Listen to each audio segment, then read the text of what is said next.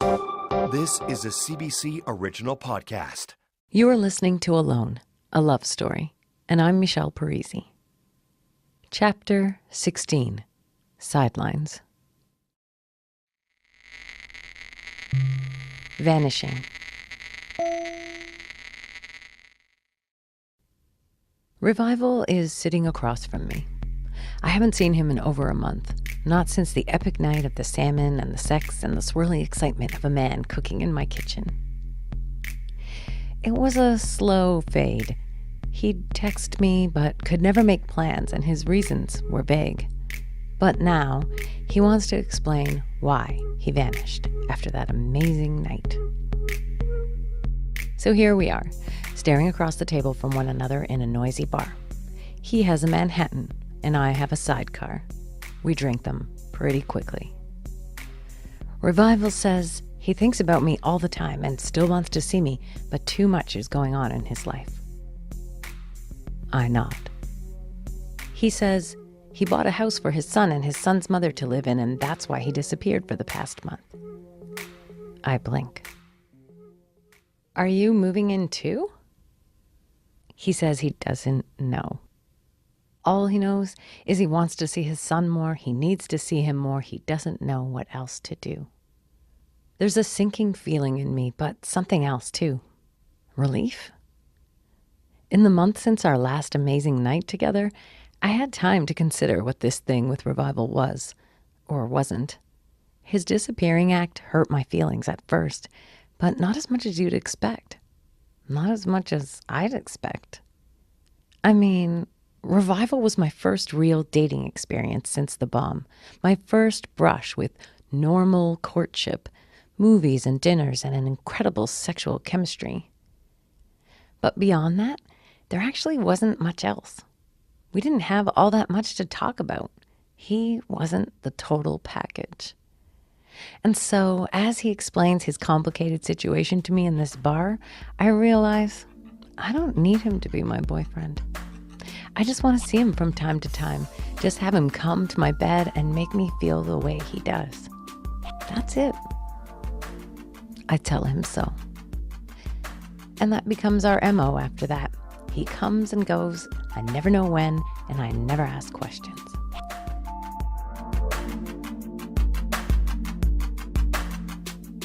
We stop the real dating. No more movies or dinners. Our meetings are always at my place, where I answer the door barely clothed, and we only bother with a few minutes of small talk before falling into hours of incredible sex all over my apartment. In this way, he's my favorite lover. That's a thing now in this life I still don't recognize and never could have imagined or wanted. I was once a wife who was loved. Now, I have a favorite lover.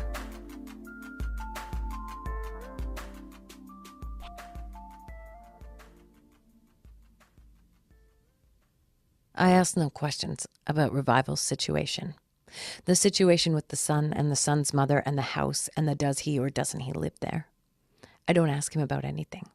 He doesn't ask me. I see other guys, more ones and dones, because no one is right. Because I'm not right. Winter turns into spring. Spring turns to summer. I start to feel more conflicted about Revival's situation. Morally, it feels indefensible. What if his son's mother is more than he's letting on? What if they really are a couple?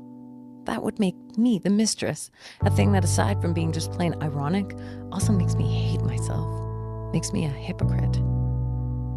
I decide to stop seeing him, no matter how comfortable he is, no matter how easy and amazing it is when he's in my bed.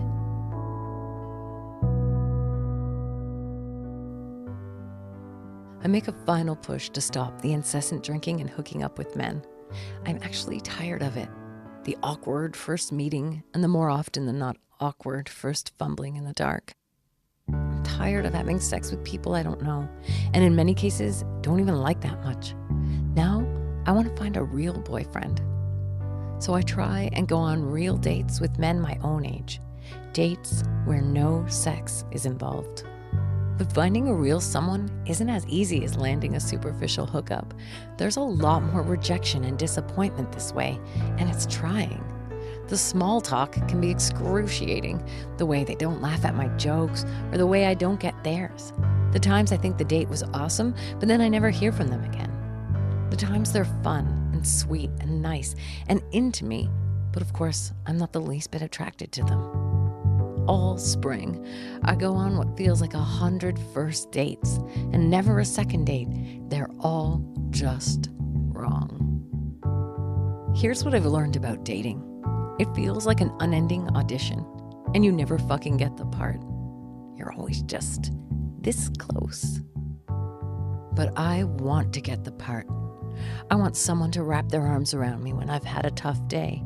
I want someone who will trace my face with their finger, look me in the eyes, and tell me they think I'm a beautiful, walking bonfire. I want to walk down the street holding hands with someone. I want to drive my car with the windows down while he picks our favorite songs off my iPod. Yes, I still have an iPod. I want someone whose neck I can kiss after I pick a fluff off his sweater. I want to iron his shirts and give him 100 orgasms. I want to look up from a book I'm reading and find his eyes looking at me, eyes that smile even before his mouth does. And when it does, that smile is the thing I live for. If I exist, he must exist too. Cross your fingers for me.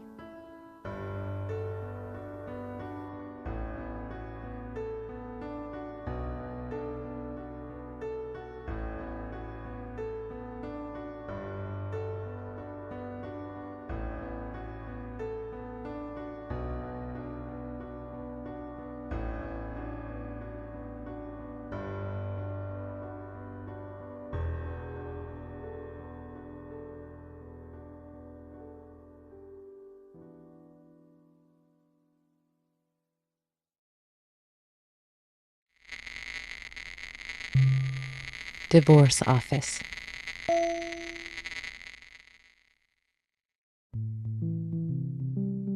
We're standing outside a door that says, I shit you not, divorce office. It's June 2013, and as you may have guessed, we're here to sign away the end of our marriage. But the divorce office is locked. The ex-husband has made us drive here to the northern edge of Toronto to sign the papers with some dial-a-lawyer he's found on the internet. He hadn't bothered to call ahead to tell her we were coming, so dial-a-lawyer is not here. I stand in a beige hallway staring at the door while he frantically phones and emails her. Beside the words divorce office, there's a graphic of two silhouettes. A man and a woman with their backs to one another. We find this insanely funny and try to take a photo of ourselves with our backs to one another. I text my friend, "Can you believe it? Divorce office." He replies, "If that was in a screenplay, it would have been sent back with the note, too on the nose.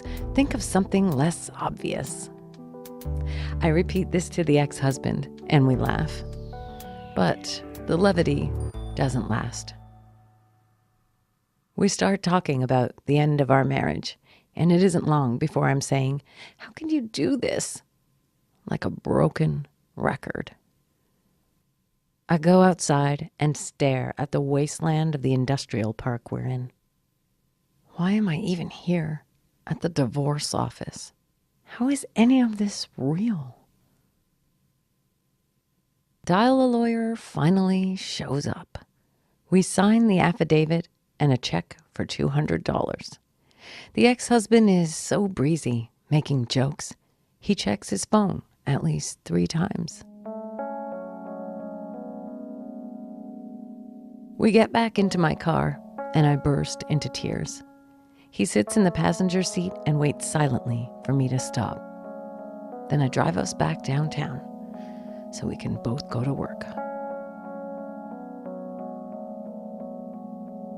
Outside of the massive old school he teaches at, we sit.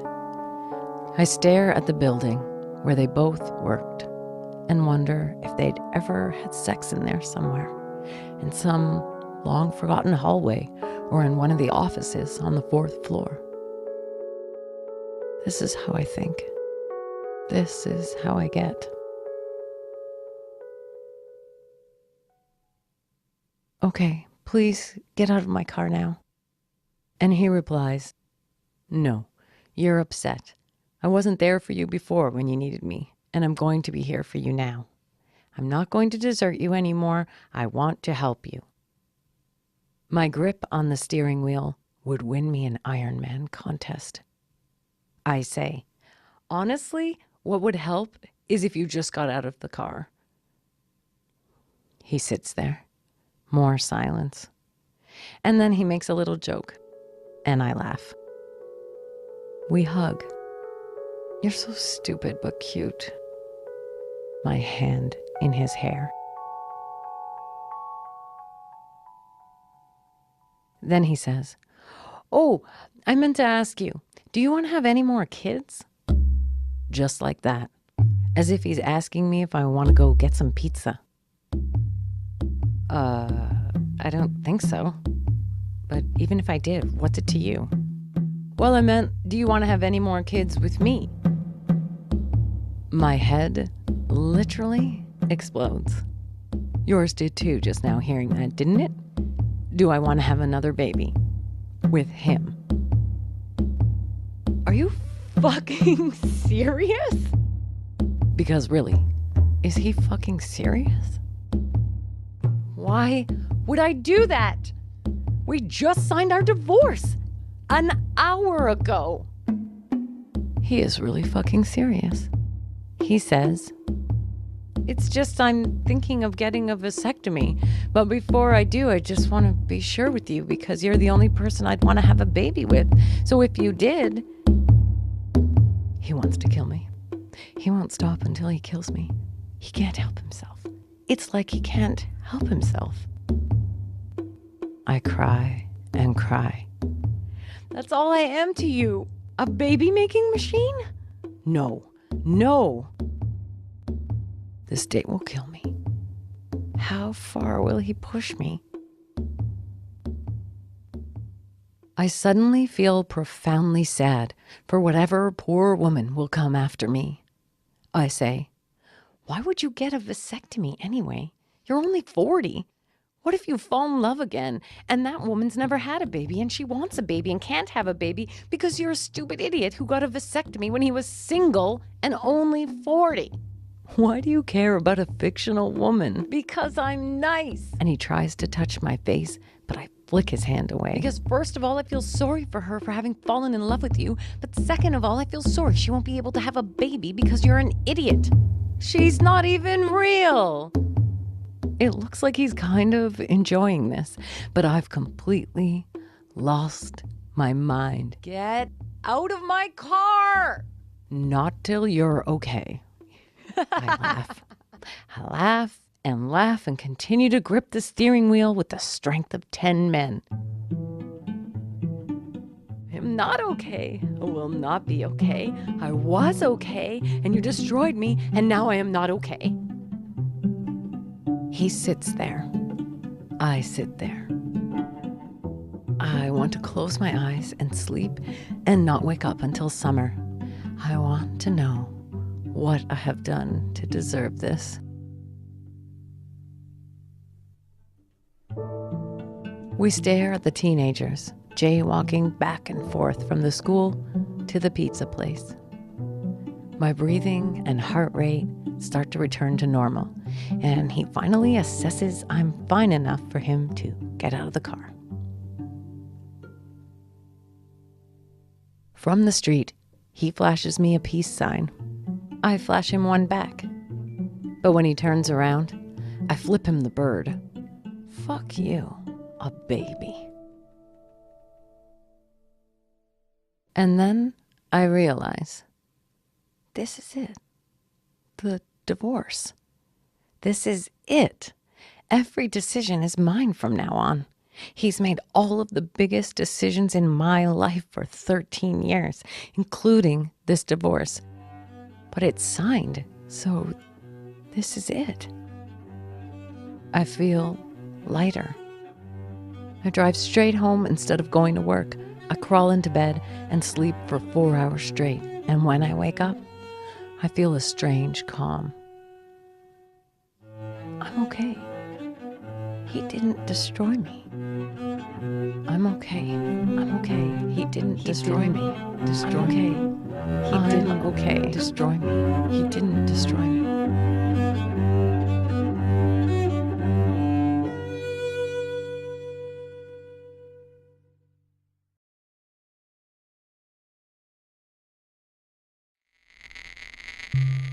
Too Canadian. It's a hot one this year, the summer of 2013, the second summer alone. Exactly 1 year ago, I was a shelled-out mess who ran to Italy to be with my childhood friend, to sit with her in the mountains and at the seaside and among Roman ruins, to cry about the man I loved and how he deceived me, to feel the kind of comfort and support that only your oldest friend in the world can give, to be anchored to something, if even for a short while. Now, that same friend is here in Toronto on vacation. She's in my car with me, and even though it's been a year, the ex-husband is still all we're talking about. She's shaking her head at my fairness, at the way we separated without acrimony, without courts, without me finding his mistress and punching that putana in the face. She finds this very un-Italian of me, and disappointedly shakes her head. You're so nice, so Canadian. I laugh and tell her, plenty of Canadian women take revenge on their cheating husbands, or find some way to shame the mistress, or at the very least, punch that putana in the face. I just don't want to do that. I just want us to be on good terms, so we can raise Bertie. She sighs. Well, at least you damned him to hell, right? At first, I think she's joking. I mean, what? But she's dead serious. Obviously, I should have at least damned him to hell, asked God to punish him, if I wasn't going to. We're in my car, she says this, and I stare out at the lake from the expressway we're on, the sun blinding, the traffic crawling. Holy shit, I've never damned him to hell. I've never even wished a bad thing on him. What's wrong with me? Her voice cuts through the static in my head. What's wrong with you? Like an echo of my own self-doubt. He had an affair. Like any good Italian woman, you should have at least damned him to hell. I sure would have. Affair. I hate that word. It sounds so romantic, like something that just happened one night in Paris or something. It's so whimsical, like a magical feeling that just swept two people up and caused them to act beyond their control. It also bugs me because it sounds like a singular event. And what he did was far from singular. I even said this to him once, right after the bomb, as we were packing and dividing everything in two. Please stop calling it an affair, like it was this charming mistake you made once. It was over and over and over again.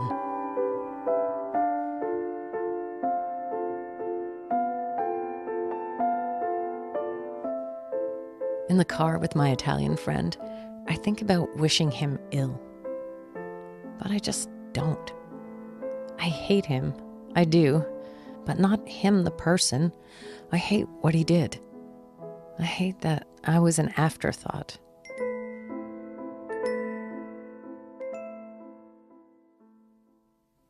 I know he has his own demons. But honestly, all I want is for him to be happy with his life, for this all not to have been for nothing. I want him to find a way to be a better man than he is, than he's been.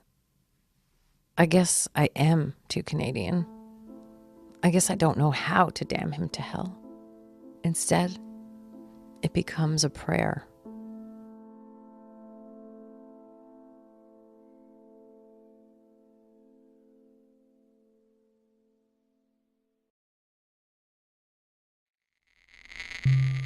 A sure thing. Revival is back. I've given in after several months of ignoring his texts. I can't help it.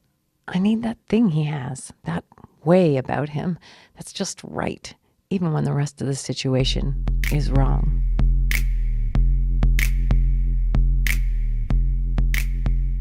It's 1 a.m. and I'm in a bathroom stall at the back of a bar, texting Revival. I swore I wouldn't contact you again, but I want to see you. He instantly replies, "Hey baby, how you doing?" Like I haven't been ignoring him for months. I tell him I'm out dancing with friends and give him the intersection. He says he'll be there in 20 minutes.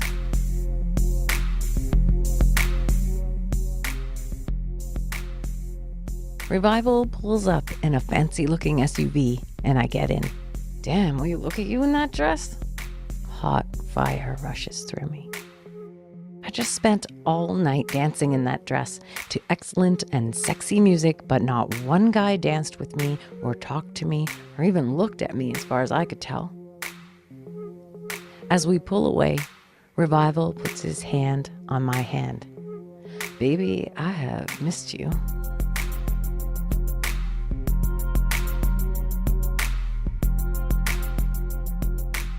At my place, he kisses and kisses me.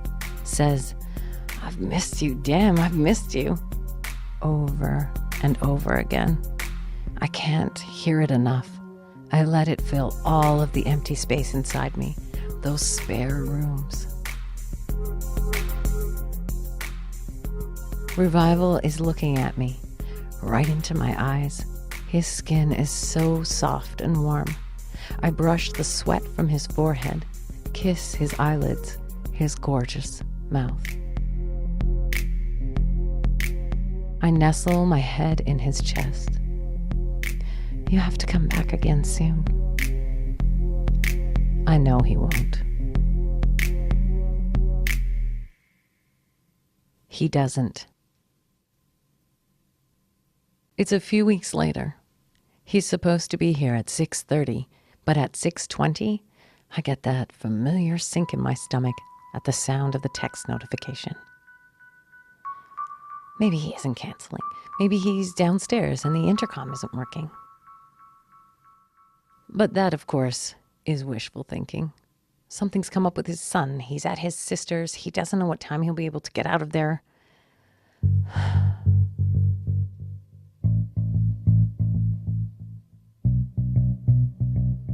I'm sitting on the edge of my bed, in lingerie.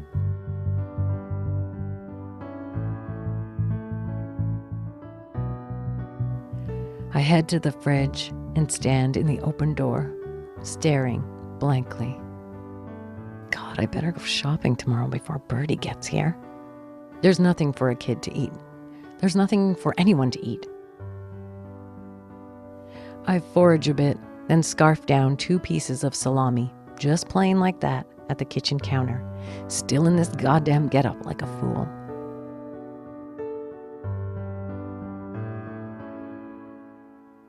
I make myself a gin and tonic and can't be bothered to cut a wedge of lime. I consider a smoke, but the rain is so heavy outside. Plus, I'd have to put some actual clothes on. I'm too lazy to even do that, now that tonight's sure thing has left me hanging. You know it isn't good when your sure thing isn't so sure. I watched the rain.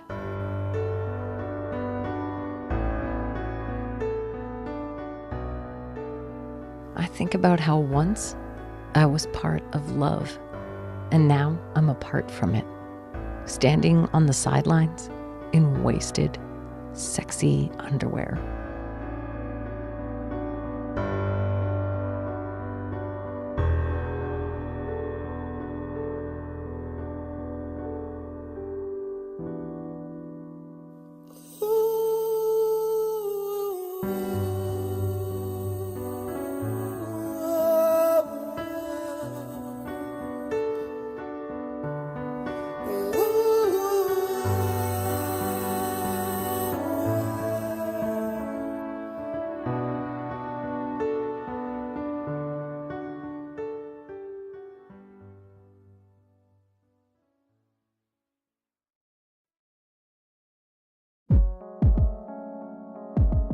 You're listening to Alone, a love story, written by me, Michelle Parise.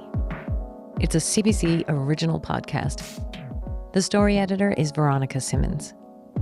Alone is mixed and produced by me and Veronica in our hometown of Toronto. I've got a lot more to share with you at cbc.ca/alone. The stories behind the story I'm telling, photos, and a lot about music. Stick with me.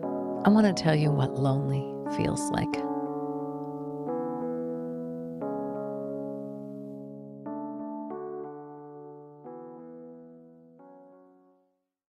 Hey, there's another CBC original podcast I want to tell you about, On Drugs. And I want to tell you about it while I'm on drugs. The show is called On Drugs, and it explores our complicated relationship with drugs with host Jeff Turner. Everything from caffeine to cocaine, from ibuprofen to ayahuasca. The stakes are higher in season 2 as Canada moves to legalize marijuana. Subscribe in Apple Podcasts or wherever you listen to Alone.